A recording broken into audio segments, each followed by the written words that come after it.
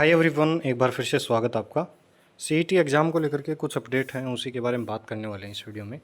देखिएगा, आज अपडेट आई है कि सीईटी के लिए 10 लाख से ज़्यादा पंजीकरण रजिस्ट्रेशन हो चुके हैं। जाति प्रमाण पत्र के लिए अभ्यर्थी अभी भी परेशान। जैसे कि पता होगा, सरल पोर्टल नहीं चल रहा, तो कास्ट सर्टिफिकेट, डोमिसाइल वगैरह बनवाने के लिए अभी भी वही प्रॉब्लम है। अभी भी बच्चों के जो सर्टिफिकेट वगैरह हैं वो नहीं बन पा रहे हैं। तो आज इस न्यूज़ में एक न्यूज़ आई है आपकी एग्ज़ाम डेट को लेकर के। ये दैनिक भास्कर न्यूज़पेपर की कटिंग है। तो इसमें देखिएगा, यहाँ पर एक बात बताई गई है। यहाँ से देखिएगा कि हरियाणा कर्मचारी चयन आयोग अब पंजीकरण के बाद आगामी तैयारी करेगा। इसके तहत जितने भी अभ्यर्थी पंजीकरण कराएंगे उसी अनुसार परीक्षा केंद्र तय किए जाएंगे। हालांकि आयोग की ओर से प्रदेश में सभी जिलों में 2300 से अधिक परीक्षा केंद्र पहले से ही तैयार किए गए हैं।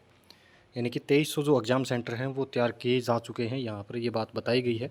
लेकिन इनकी संख्या कम या ज़्यादा भी हो सकती है। अब मुख्य सचिव सभी जिलों के डीसी व एसपी के साथ बैठक करेंगे। वहीं आयोग चाहता है कि किसी भी सूरत में परीक्षा स्कूलों में ग्रीष्मकालीन अवकाश खत्म होने से पहले करा दी जाए। यहाँ पर देखिए, ग्रीष्मकालीन अवकाश जून की बात यहाँ पर कही गई है कि जून में छुट्टियाँ पड़ती हैं स्कूलों की, तो इन छुट्टियों के दौरान ही ये एग्ज़ाम कंडक्ट करवा दिया जाए। तो ऐसा तो लगता तो नहीं पॉसिबल है, लेकिन क्या पता इस न्यूज़ का। आगे देखिएगा, आगे बताया है ख़त्म होने से पहले करा दी जाए, जबकि ग्रुप डी के लिए सीईटी स्कूल खुलने के बाद ही हो सकती है। हालांकि अभी समय बहुत कम रह गया है। ऐसे में सरकार को निर्णय करना है कि सीईटी की तारीख जून के अंत में हो या जुलाई में होगी। यानी कि जो सीईटी है, यहाँ पर ग्रुप डी सीईटी की बात कही गई है, तो वो तो अभी तो उसके लिए पंजीकरण हुआ ही नहीं है, यानी कि रजिस्ट्रेशन ही नहीं हुआ है। लेकिन ग्रुप सी वाला जो सीईटी है, यहाँ पर उसकी बात कही गई है कि जून के एंड में या फिर जुलाई में आपका सीईटी एग्ज़ाम कंडक्ट करवाया जाएगा। तो देखिएगा, लगता तो नहीं है कि आपका जो एग्ज़ाम है जून में या जुलाई में हो पाएगा। जुलाई के एंड में आपका एचटेट का एग्ज़ाम है, तो एंड में तो होगा नहीं, और मिड में लगता नहीं है कि हो पाएगा, क्योंकि जो कंपनी हायर करनी है बायोमेट्रिक वगैरह के लिए, उसके लिए ही टेंडर नोटिस आप उसका 26 जून थी या कुछ इतनी जून थी, तो तब तक तो टेंडर ही अलॉट होंगे। कौन सी जो एजेंसी है, वो कंपनी है, वो बायोमेट्रिक जो रिकॉग्नाइजेशन वगैरह जो सेंटर पर करते हैं वो करेगी। तो उसके लिए जून लास्ट डेट है, तो लगता नहीं है कि जून में होगा। लगता क्या, होगा ही नहीं। जून में तो सीईटी आपका पॉसिबिलिटीज़ ही नहीं है। और जुलाई में कोई भी जो एजेंसी होगी उसको इतनी तैयारी करने के लिए टाइम तो लगेगा, तो जुलाई तो वैसे ही निकल जाएगी। जुलाई एंड में पॉसिबिलिटीज़ है, तो उसमें आपका एचटेट एग्ज़ाम है। तो देखते हैं आपकी सीईटी एग्ज़ाम डेट है वो कब आती है। पॉसिबिलिटीज़ आपकी लगती हैं अगस्त सितंबर में, आपके सीईटी एग्ज़ाम की पॉसिबिलिटीज़ लगती हैं।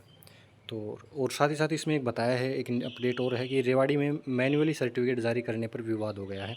तो यहाँ पर बताया है कि पोर्टल तो चल नहीं रहा सरल वाला, लेकिन यहाँ पर जो आरोप लगाया है कि कुछ मामला सामने आया है कि जो युवा हैं वो, यहाँ पर बताया है कि जो 53 युवाओं के मैन्युअली कास्ट सर्टिफिकेट जारी कर दिए गए। यानी कि रेवाड़ी में 53 सर्टिफिकेट मैन्युअली जारी कर दिए गए। जैसे कि पता होगा, जो सरल की वेबसाइट से ऑनलाइन ही जो कास्ट सर्टिफिकेट हैं वो जारी होते हैं, लेकिन यहाँ पर मैन्युअली खुद से जारी कर दिए। जब ये बात वहाँ के एडीसी से पूछी, तो एडीसी अनुपमा अंजलि ने कहा कि मैन्युअली सर्टिफिकेट जारी नहीं किए, सिर्फ वो वेरीफाई किए हैं। तो ये बात यहाँ पर बताई गई है, और ऐसे कैंडिडेट ने फॉर्म भी भर दिया है उन सर्टिफिकेट के साथ। तो और करेक्शन का पोर्टल खुलेगा, तब वो करेक्शन कर पाएंगे। तो ये एक अपडेट है आपके सीईटी एग्ज़ाम के रिगार्डिंग। सरल पोर्टल तो पता ही है, अब देखते हैं सरकार और जो रजिस्ट्रेशन की डेट है वो बढ़ाती है नहीं बढ़ाती है, तो वो जानकारी होगी वो आपको चैनल पर मिल जाएगी वीडियो। तो और कोई अपडेट आएगी चैनल पर मिल जाएगी वीडियो। मिलते हैं नेक्स्ट प्रकार के अपडेट में। धन्यवाद।